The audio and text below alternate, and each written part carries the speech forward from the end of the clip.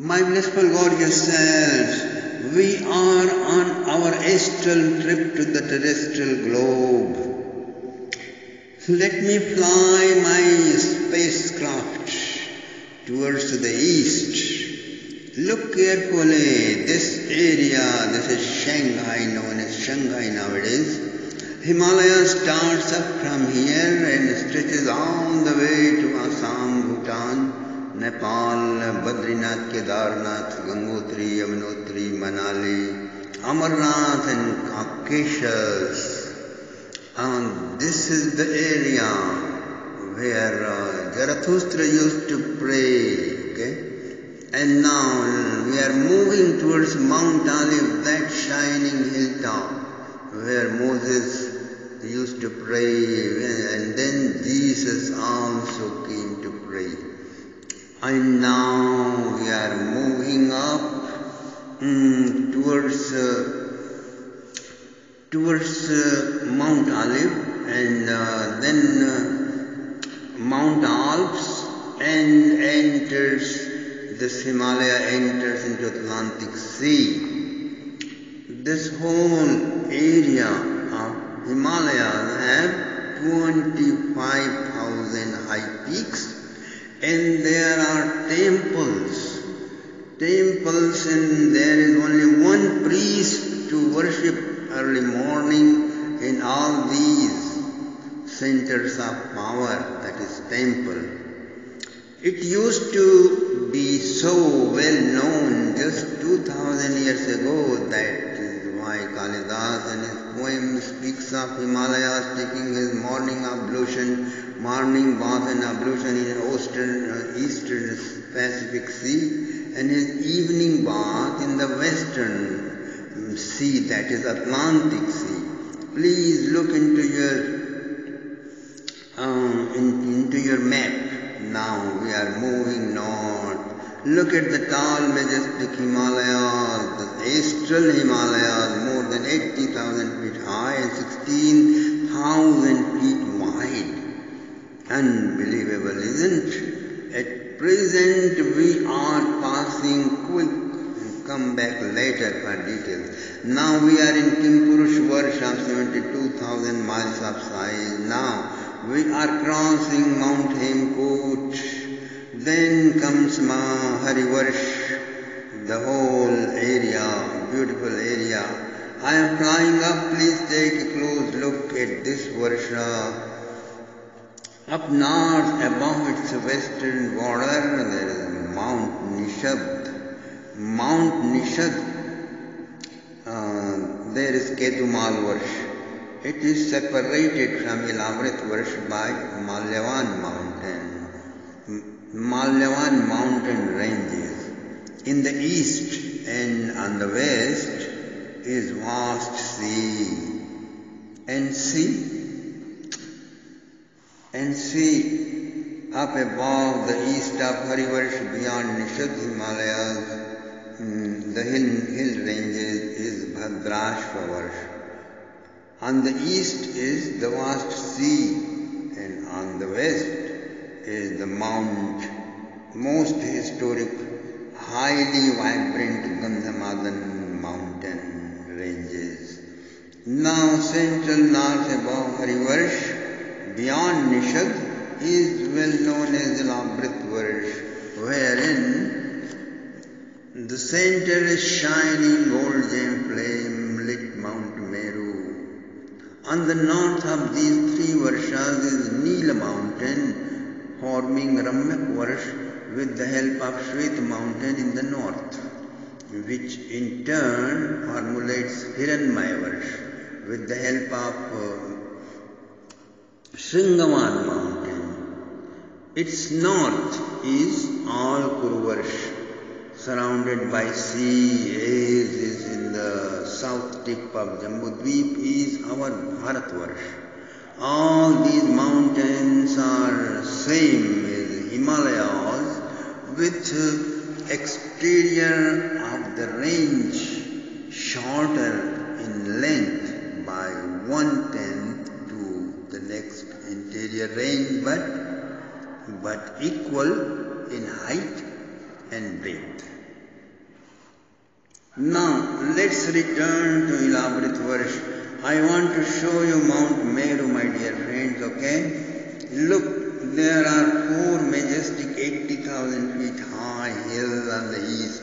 It is known as Mandarachal Mountain, very well known, related with the history of Bharatvarsha. It is described in the Earth Chronicles, adorned with that big mango tree and a lake of milk on the south. There is Meru Mandar. On top is a huge rose apple or jambu tree with lots of honey. On the west is Suparshva Hills with Kadamba, with lake of fresh water, lake of sugarcane juice, and on the north is Kumud Hills with Bhattavriksha, with the lake of fresh water. Each one of these trees are 88,000 meters high and diameter of 88,000 miles high and 800 miles at their trunk. The inhabitants nearby who drink these water develop mystic power. Okay, they don't have to do yoga asanas and sanyama, dharana, dhyan, samadhi, and focus the sanyama to get mystic powers. No, just drink this water and you develop mystic power. Each of these mountains have gardens such as Nandanvan, Chaitrarasvan, Vaibhrajakvan, and Sarvatobhadravan. In these gardens, celestials and denizens and angels are sporting with their loved ones. Songs echo, dance and music go on all the time, resounding with festive vibrations. From top of mango tree or on the Mount Mandarachal, huge fruits fall and break. Their pulp and juice flow into Arunoda river, passing through Nandanvan, irrigating the eastern states of Ilamritvarsh. Water is delicious, fragrant and highly perfumed with other scents, and the breeze are blowing for 800 miles. Okay? So fragrant. Yaksh and Yakshinis are filled and observed and absorbed in amorous plays on the beaches. From rose apple tree on top of Meru Mandar, also elephant big fruits fall and burst open and flow down through Chaitraratvan, watering the southern Ilavritvarsh. The clay on the beaches of Jammu Nadi undergoes a chemical change combined with wind and sun and water. Then it is transmuted into high-class reddish Jamuna gold. Celestials love to decorate themselves with its ornaments. That's why their golden items and bangles and girdles, anklets, all perfume immensely. Perfume in the gold. The power is not just imaginary. Actually, there is gold which has perfume. So, torrents of aromatic honey flow down from Kadamba tree of Suparshva hilltop. It waters the west, perfuming the area of 800 miles through Vaibhrajakvan. Vaibhrajakvan is pleasure garden of people who live in this worship. From Shavalsh, Bat Vriksh, Kumud mountain. Shatvalsh, a number of streams flow eastwards in and through Sarvatobhadra 1. And that's the garden. They are capable of yielding any object you desire, such as milk, curd, honey, ghee, cereals and other edibles, as well as ornaments, beds, blankets, clothes and all that. Old age symptoms and disease and pain are healed just by the use of this water. There are 20 beautiful mountains: Kuranga mountain, Kusubha mountain, Trikut mountain, Kalanjar mountain and Narad mountain. They beautify the Mount Meru, surrounding it from all sides as the filaments surround the pericarp of a lotus flower. From north to south, 144,000 miles long, Devkut mountain, Jathar and Devkut mountains stretch out to the west. Pawan and Paryatra mountains, to the south Kailash and Karvir, and to the north Yod, Trisringa and Makar mountains are enclosing the Mount Meru, which is shining like a fire of Yajna.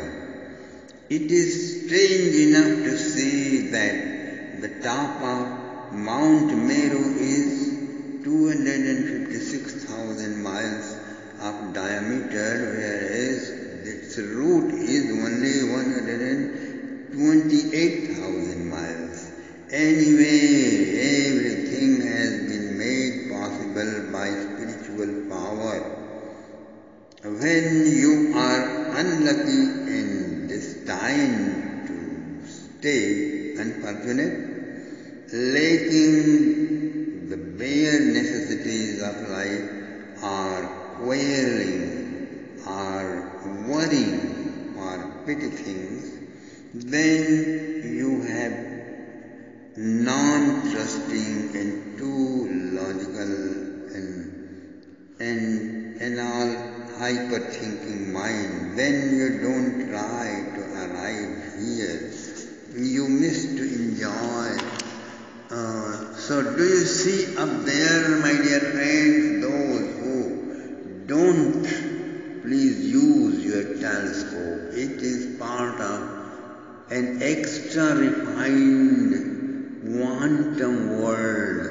There is rectangular shaped 112,000 miles square, a city of gold, the real El Dorado. That's the city of Brahmaji. Surrounding it, look, there are 8 more cities, 1/4 of the area of Brahmaji city. These 8 cities belong to the Lokapalas. Okay? Please see the enclosed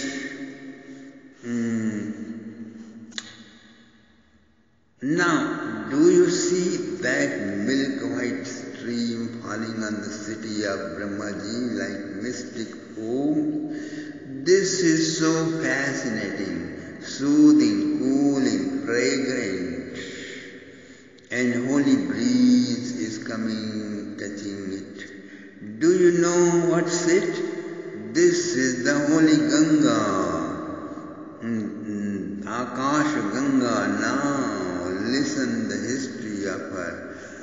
It was the golden age, King Bali, the 4th descendant from the first demon emperor Hiranyakashipu.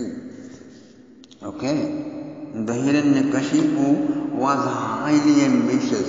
he conquered the entire globe and peninsula of Indra. In order to make his rule permanent, he was doing 100 very expensive Ashwamedha Yajna, because only such a person can rule the physical, ethereal and quantum worlds for about 284 million years.